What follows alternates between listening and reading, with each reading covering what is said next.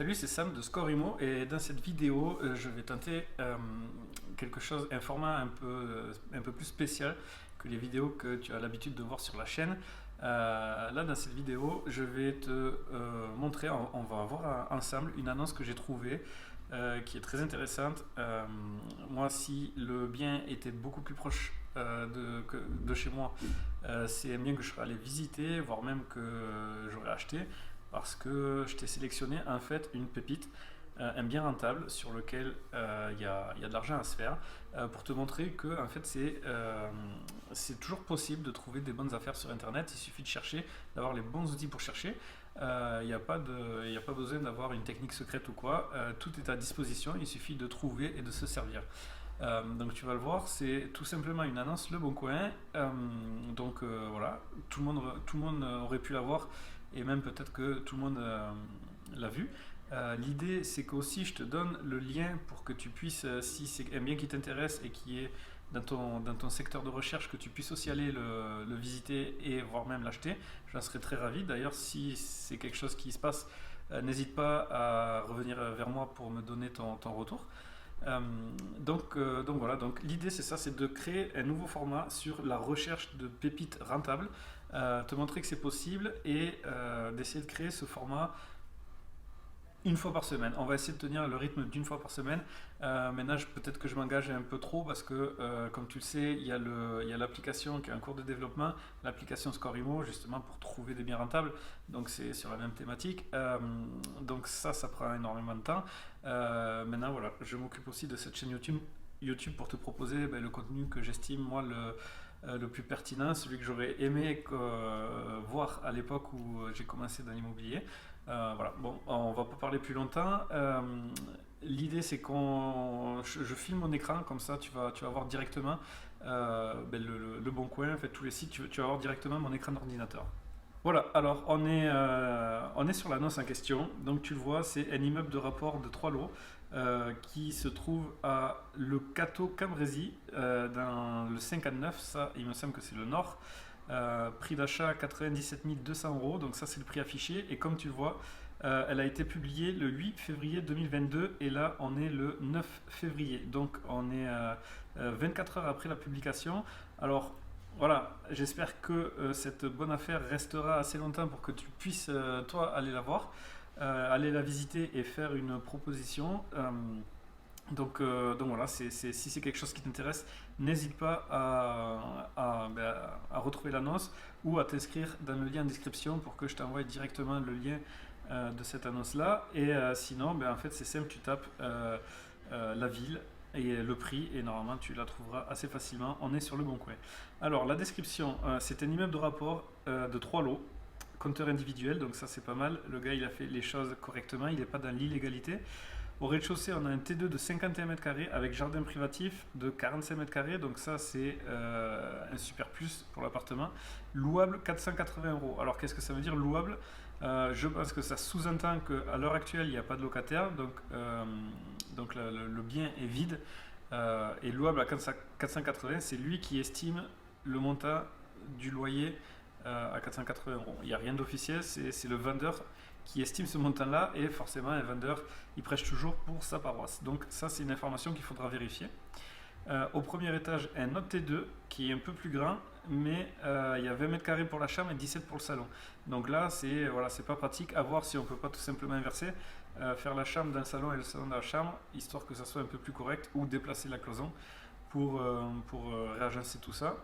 Là, il dit que c'est louable 450 euros, donc moins cher que l'autre. Alors oui, pourquoi? Parce que du coup, il n'y a pas le jardin et que il y a l'agencement qui est un peu bizarre. Donc, mais ça, c'est à voir si c'est pas un mur porteur et voir si on peut déplacer cette cloison pour faire quelque chose qui soit louable un peu plus cher. Ok. Ensuite, au deuxième étage, un T2 de 41 m², loi Carrez 45 m². Donc c'est le deuxième et dernier étage parce que ça sous-entend des pentes de toit. Du coup, si pente de toit il y a, c'est pour ça qu'en Carrez, donc la loi Carrez pour rappel, c'est en dessous d'1,80 m, c'est comptabilisé comme surface habitable. Et si la hauteur sous plafond fait moins d'1,80 m, c'est pas considéré en surface habitable. Donc c'est pour ça que là on a 41,5 m² où il y a 1,80 m de hauteur ou plus. Et par contre, la surface au sol, donc la surface de plancher, est de 65 mètres carrés. Donc il y a 40, il y a 25, un peu moins de 25 mètres carrés, 23 mètres carrés et demi sous les pentes. Ok, donc c'est quand même une grosse surface. Ça, par contre, ça peut se récupérer en y mettant soit des meubles bas, enfin, des meubles qui se calent la partie la moins haute de la sous-pente, ou ils mettent des lits. Et après, voilà, ça change, c'est pas un défaut. Au contraire, il y a plus de surface. C'est juste qu'officiellement, il n'y a que 41 mètres carrés et demi. Mais dont la chambre mesure 7,7 mètres carrés et 14 utiles. Alors voilà, donc c'est ça. En fait, la chambre, il y a 14 mètres carrés au sol et l'espace où il y a 1,80 m de hauteur ne fait que 7,5 m carrés. Donc ça veut dire que ben là on est en dessous des 9, donc c'est pas, ça peut pas être considéré comme une chambre, mais ça c'est officiellement. Après dans les faits, si c'est bien agencé, que c'est facile à vivre, que tu le meubles avec un lit par exemple, le locataire va voir très bien qu'on peut y dormir et que ça reste correct. Donc ça, il estime le louer 400 euros. Ok. Taxe foncière 750 euros par mois. Ça, c'est bien que l'information soit dans l'annonce. Ensuite, des travaux sont à prévoir et l'enveloppe totale pour les logements s'élève à 30 000 euros. Donc en gros, il estime 10 000 euros par logement. Ou voilà, à voir si s'il y en a qui sont mieux rénovés que d'autres, enfin qui ont moins besoin de rénovation. Mais en gros, c'est ça. Au total, pour les logements, il faut compter 16 600 euros de rénovation. Et pour ne pas avoir de surprise, 20 000 euros. Donc lui, ok, il rajoute 3 300 euros de plus avec la peinture et les communs. En prenant une belle marge de sécurité de 10 000 euros supplémentaires, on arrive sur 30 000 euros de budget travaux, devis réalisé par artisan à l'appui. Ok. Donc en gros, il a fait faire un devis de 16 000 euros par les artisans et lui, il dit ok, ben, si on ne veut pas prendre de risque, lui, il double carrément, donc il estime ben ouais, à 30 000 euros au total. Ok. Donc ensuite, 1320 euros de loyer par mois, donc 16 200 annuels. Donc ça, on va le calculer ensemble après. J'imagine qu'il a fait l'addition de tout ça, ça fait 1320 euros par mois. Donc ça, du coup, c'est ce qu'il estime lui. Le prix du bien fixe est de 97 200 euros. Ok, ça correspond, pas de souci. 7 200 euros de frais de notaire. Comme ça, la louche, à mon avis, ça fait un peu plus. Total de 104 400. Ok, donc c'est le prix de vente plus les frais de notaire, ça fait 50 400.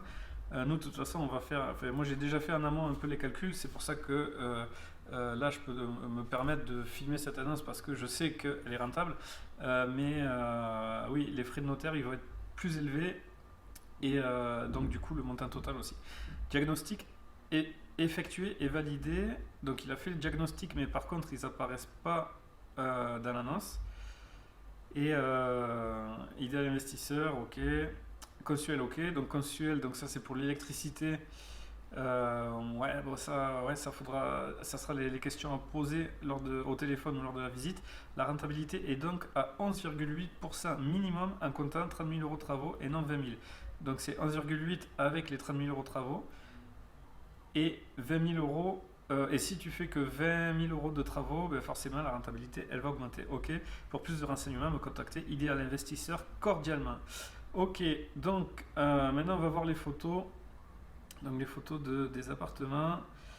Alors, ok, bon, il y a du parquet, il y a du double vitrage, mais je sais pas si c'est de super bonne qualité parce que là on a ça c'est une corde là qui s'enroule, c'est un enrouleur pour les volets roulants. Il a condamné la cheminée, mais c'est pas foufou. Là, on voit que la plainte elle est décollée du sol. Donc là, ouais, il y a il y a des travaux à faire. Mais bon, il a annoncé dans l'annonce. Là, il y a une porte. Ok. Là, il a condamné un passage. Peut-être pour créer le. Ouais, il y avait. Vu qu'il n'y a que deux étages, il devait y avoir un appartement par étage. Et lui, il a dû le bloquer pour le diviser en deux. On va voir ça. On va voir avec les deux autres photos. Donc là, carrément. Ça, la cuisine comme ça, c'est pas possible. Ouais, non, il y a quand même pas mal de travaux. L'électricité, c'est un goulotte. Il n'y a rien de fou. Mais t'as mieux. Comme ça permet de repartir sur des travaux un peu plus simples, fait à sa propre manière. Et ensuite, on a quoi comme autre photo? Là, il y a une photo de la façade. Ok, donc ça, c'est pas mal. Façade, elle a l'air propre. Donc là, les volets roulants, c'est pas électrique, c'est avec la ficelle. Euh, Là, il a mis des fenêtres double vitrage, mais il a remonté le soubassement de la fenêtre, peut-être pour des questions de sécurité. Donc si c'est ça, que ça a été conseillé par le menuisier, c'est-à-dire que le menuisier est compétent et donc du coup que la fenêtre est probablement de bonne qualité. L'appareil aussi. Là, il y a les volets, donc on ne voit pas. La porte a l'air propre. Euh, donc deux étages. Alors attends, là pourquoi il y a qu'un seul étage. Il y a le rez-de-chaussée plus un étage. Et dans l'annonce, il parlait. Bon, on va revenir sur l'annonce après. Voilà, donc là, ok, donc là c'est condamné aussi. Donc c'est l'appartement d'à côté qui. Voilà, donc il a bien effectué une division. Euh, bon, les chauffages, ça c'est impossible de laisser ça. Ça faut changer les chauffages. Et le compteur, au fond, il a pas l'air foufou, mais on voit pas très bien. Ok. Ok, donc là, c'est pas un rafraîchissement, c'est plus des travaux. C'est plus ouais, des travaux de rénovation.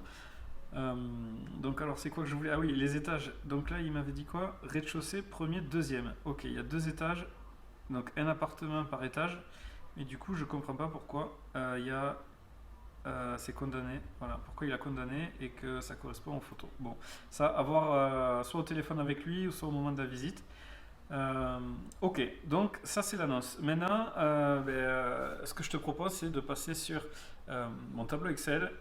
Donc, alors c'est un tableau Excel très sommaire. C'est juste pour pouvoir savoir rapidement si l'annonce est bonne, savoir si les chiffres sont corrects. Parce que là, on a vu que par exemple, il y a les loyers que le vendeur estime. Donc nous, voilà, on va rentrer nos propres loyers et on va faire une mini étude de marché pour voir assez rapidement si l'annonce est rentable. C'est pas. J'ai un tableau Excel qui est bien plus précis. L'application Scorimo permettra d'aller bien plus en profondeur. Là, c'est juste pour cette vidéo que j'ai fait ce tableau Excel. Donc, il est assez sommaire, mais en tout cas, il remplit son job. Il nous permet de faire des calculs rapides. Alors nous voilà sur le tableau, sur le tableur.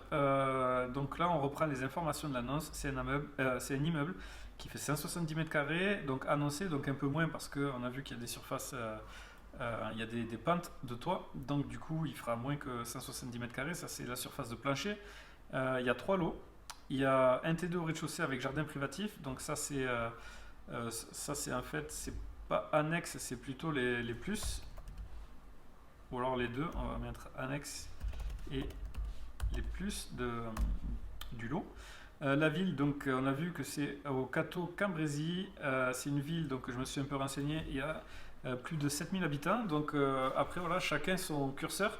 Mais moi, j'estime qu'à partir de 5000 habitants, 5-6000 habitants, c'est assez pour pouvoir y investir parce que ça sous-entend que c'est une ville plus ou moins dynamique avec des restaurants, des commerces de proximité, des pharmacies, des loisirs, en fait, tout un tas d'éléments qui font que c'est agréable à vivre. Donc s'il y a 7000 habitants, c'est qu'il y a une raison, c'est que la ville est quand même attrayante. Donc on ira voir ensuite, hein, on fera une petite étude sur Google Maps. Là on est, donc ça c'est le code postal, même j'ai envie d'aller faire l'étude maintenant. Donc on va cliquer sur Google Maps et on va aller voir. Hop, donc Google Maps, ce qui est bien, c'est que maintenant, alors moi ça fait pas longtemps que j'ai découvert, parce que mes études de marché je les fais pas sur Google Maps, mais pour les besoins de cette vidéo, je suis allé voir sur Google Maps et ils ont mis des onglets et je trouve ça assez pratique. Donc en fonction de la ville qu'on a sélectionnée, on peut voir les restaurants qui sont référencés. Donc on voit qu'il y a des restaurants dans cette fameuse ville. Au Cateau, on va dire le Cateau, je me rappelle plus de la suite de la ville. Donc il y a des restos, ça veut dire pizzeria, voilà, pizzeria, la cocotte, ça veut dire que en fait c'est dynamique, il y a du monde qui sort, que la ville bouge et que voilà, c'est un centre-ville qui est pas laissé à l'abandon, dans le sens où c'est pas juste une ville dortoir, hein, c'est une ville avec des commerces. Donc le restaurant c'est un bon indice pour avoir une notion de ça. Les hôtels aussi, c'est un bon indice. Est-ce qu'il y en a? Oui, apparemment il y en a deux. Donc à 71 et 62 euros la nuit. Alors là, pareil, ça sous-entend aussi des choses. Ça veut dire que s'il y a des hôtels, c'est qu'il y a une demande de logement de passage.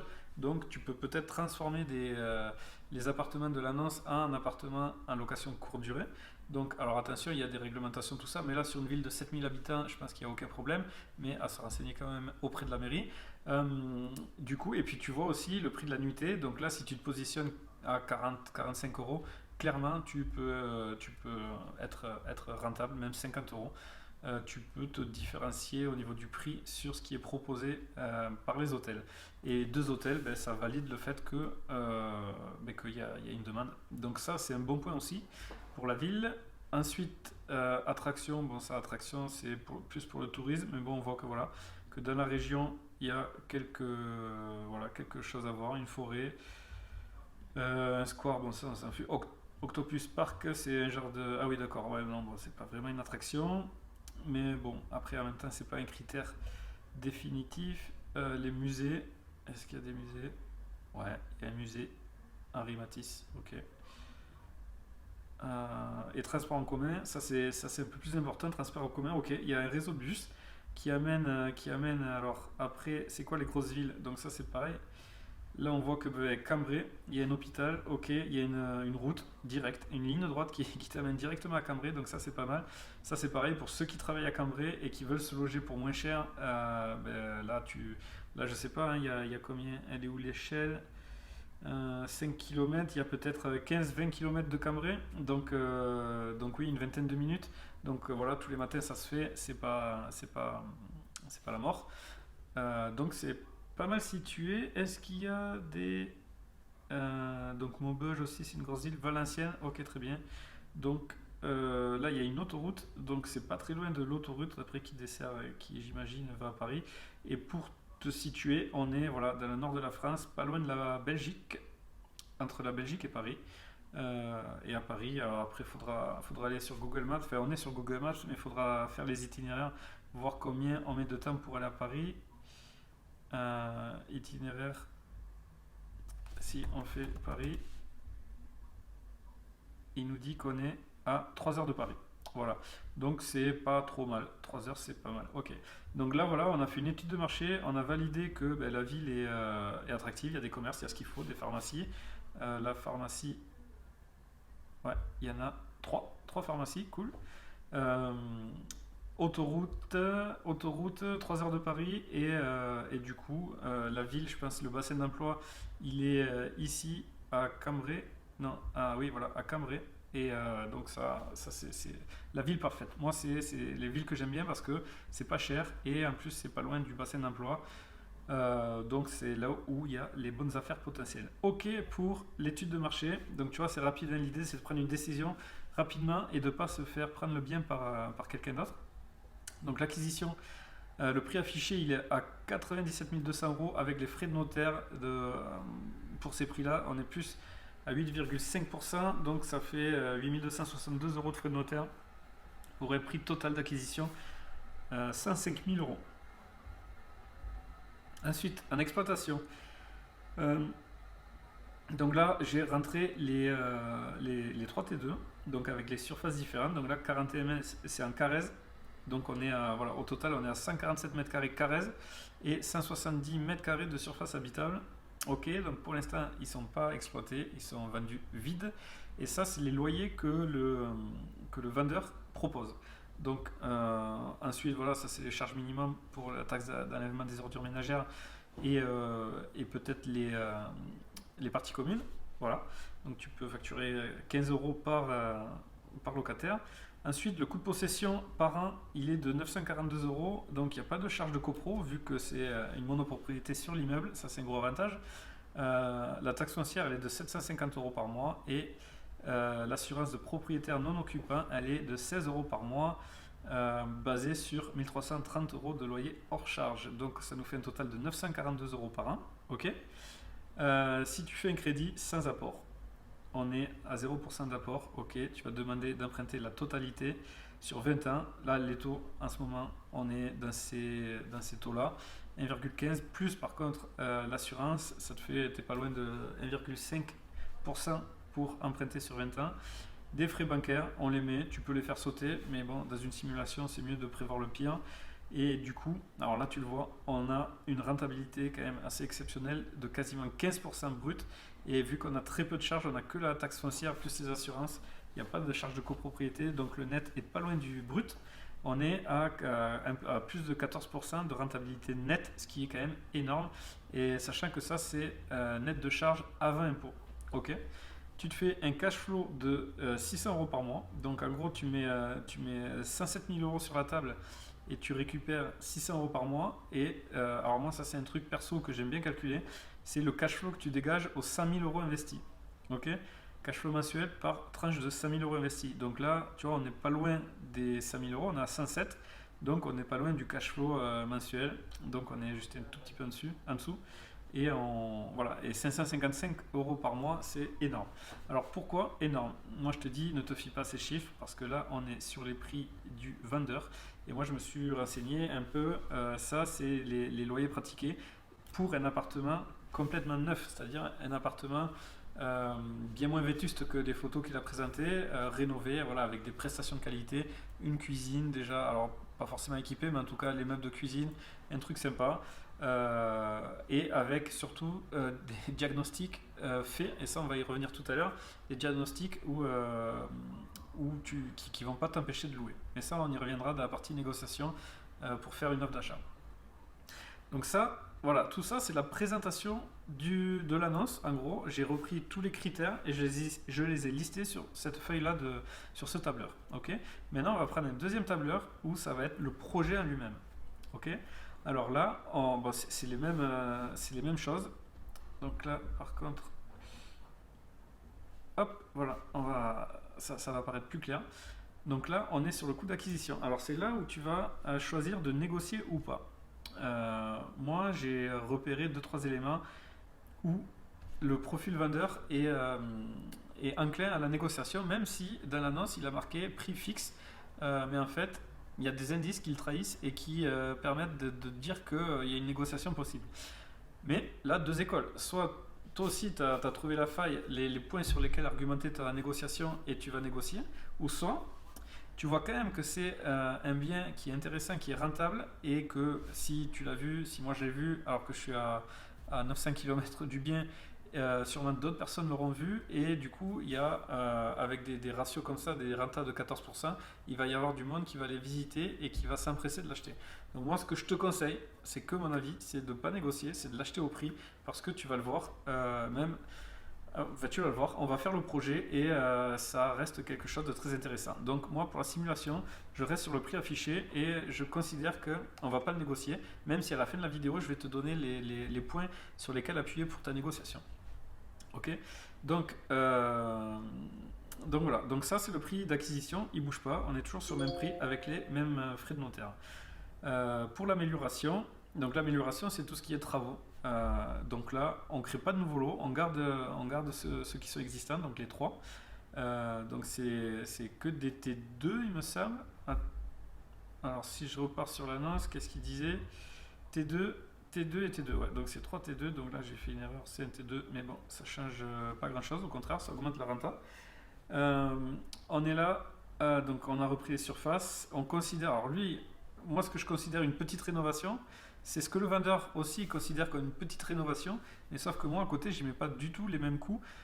J'y mets 19 000 euros par appartement, alors que lui, on avait vu qu'il en mettait 30 000 en prenant des marges, donc ça fait 10 000 euros par appart. Moi, je pense que c'est pas. Après, j'y suis pas allé, je l'ai pas visité, mais je pense que c'est pas assez au vu des photos où il y a plusieurs choses à reprendre, notamment sûrement de l'électricité qui coûte cher.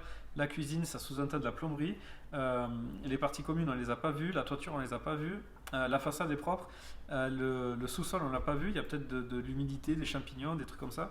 Donc voilà, moi, je pars sur 19 000 de travaux par appartement, ce qui nous fait un total de 57 000. Si tu veux le louer en meublé, moi, je partirai sur, voilà, donc sur des meubles standards par rapport à la ville, parce qu'on n'est pas sur la Côte d'Azur. Il n'y a pas besoin de faire de l'ultra luxe. La ville peut-être un peu plus huppée, c'est le centre-ville de Cambrai, la ville qu'on a vu à côté. Donc là, pas besoin de partir dans de l'ameublement de fou. Avec du standard, tu peux faire des choses très très bien à des coûts assez raisonnables. Donc là, 19 000, on voit que l'ameublement, du coup, il coûterait 5 700 euros d'ameublement. Moi, c'est le budget que je considérerais raisonnable pour meubler cet appartement. Donc x3 si tu veux meubler les 3. Ok. Là, on va partir sur une stratégie d'exploitation en nu à l'année, donc le truc le plus basique. Là, les rentas que je vais te donner, c'est les rentas les plus basses possibles. Après, tu l'as vu, si tu meubles, tu peux monter encore un peu plus ta renta. Et si tu fais de la courte durée, peut-être dans un seul appartement, pas forcément dans les trois, pour voir si le marché prend, s'il y a de la demande, tu peux commencer avec un appartement. Si ça cartonne, que tu es obligé de refuser du monde, petit à petit, dès qu'il y a un locataire qui part, tu le remplaces par de la location courte durée. Voilà les conseils que je peux te donner au niveau de l'exploitation. Donc nous, on part sur du nu à l'année. Donc après, on part sur les loyers. Donc en fait, voilà, lui, il avait dit 480, c'est les loyers, mais pour un appartement confortable et bien rénové. Donc là, voilà, moi je suis parti sur 490 parce que 480 ou 490, il n'y a pas beaucoup de marge et psychologiquement, c'est pas pour les 10 euros. En fait, l'idée c'est d'être à moins de 500 euros par mois. Donc, tu es sur 90, c'est bon. Autant aller directement à 490 que rester à 480, tu gagnes 10 euros. Et alors que ça change absolument rien pour le locataire. Ensuite, 450, ça c'est le prix qu'il avait indiqué. Et là, 420, pareil, c'est le prix qu'il avait indiqué. Donc on reste sur ces fourchettes-là. On reste sur ces fourchettes-là, donc du coup, et ça valide aussi par rapport. Donc là, pareil, tu peux aller voir sur le Bon Coin les biens qui se louent. On est dans ces ordres de prix-là pour la ville de Cato, la ville de Cato.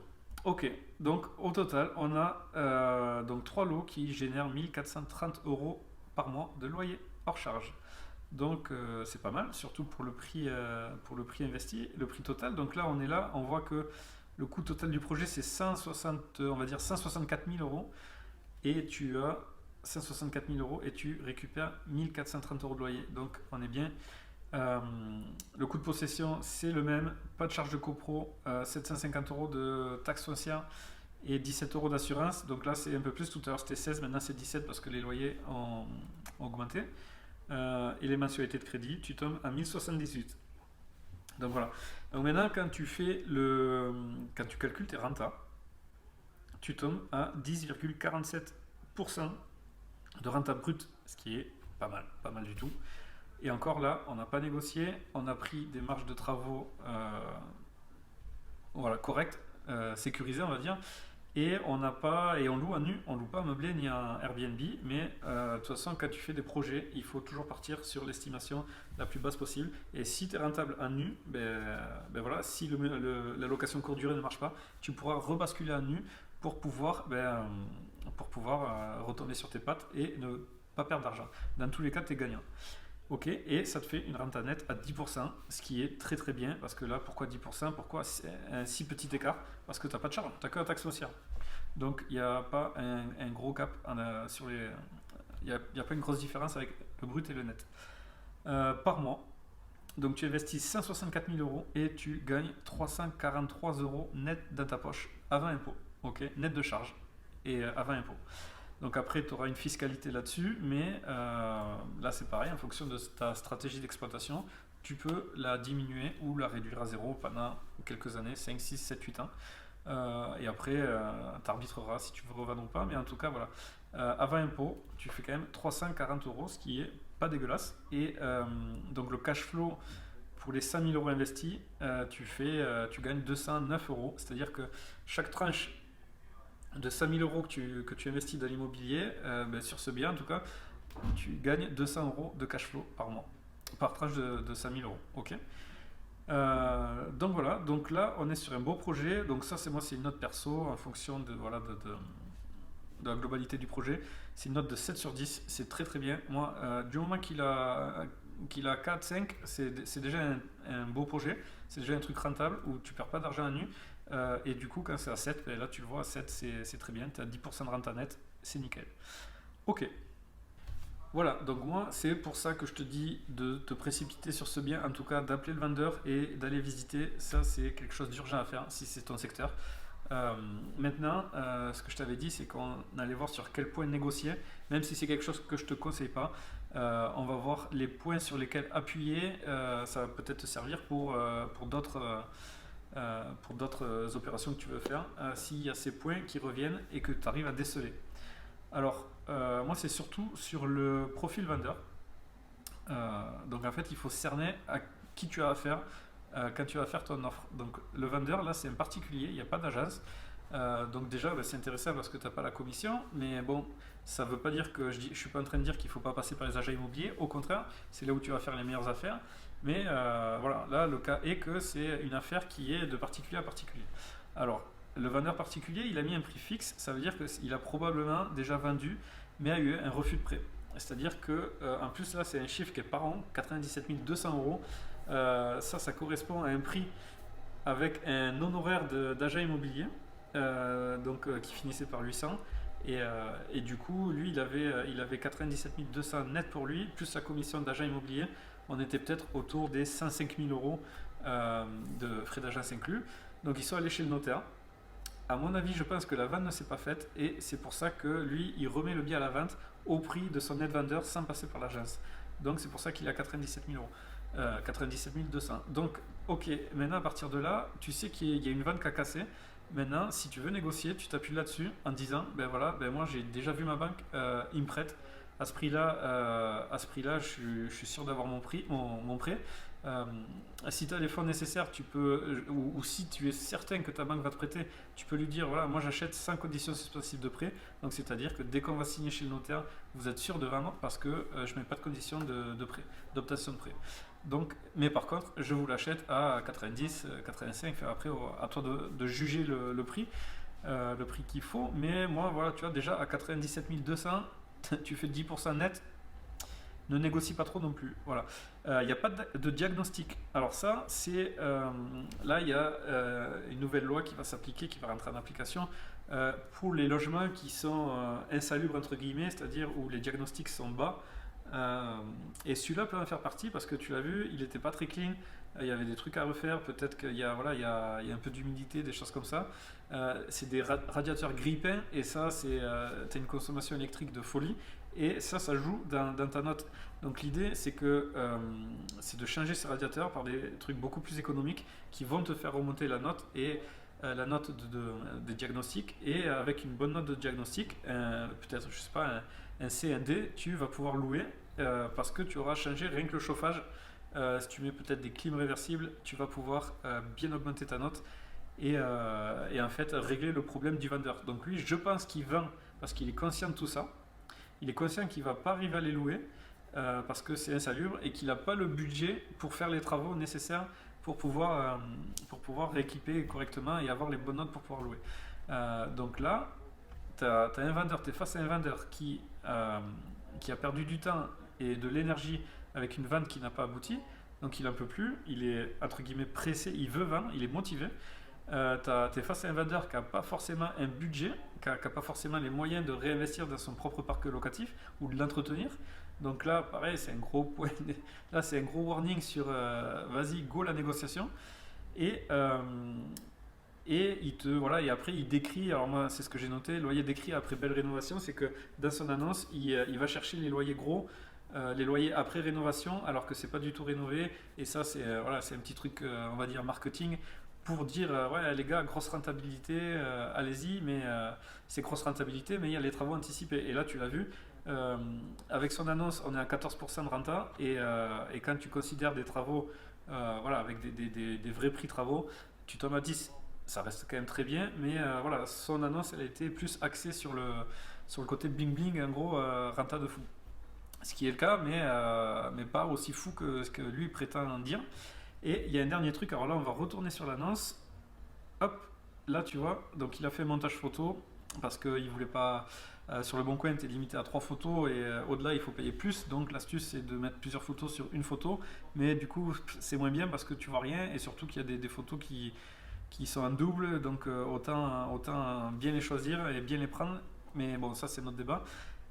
Par contre, je sais pas pourquoi, sur la photo, là, il y a marqué délicieux. Je sais pas à quoi ça correspond. Si c'est le logiciel de montage peut-être. Et on voit une date, le 3 décembre 2021. Donc là, tu l'as vu, on est le 9 février. Donc il y a eu tout décembre, tout janvier.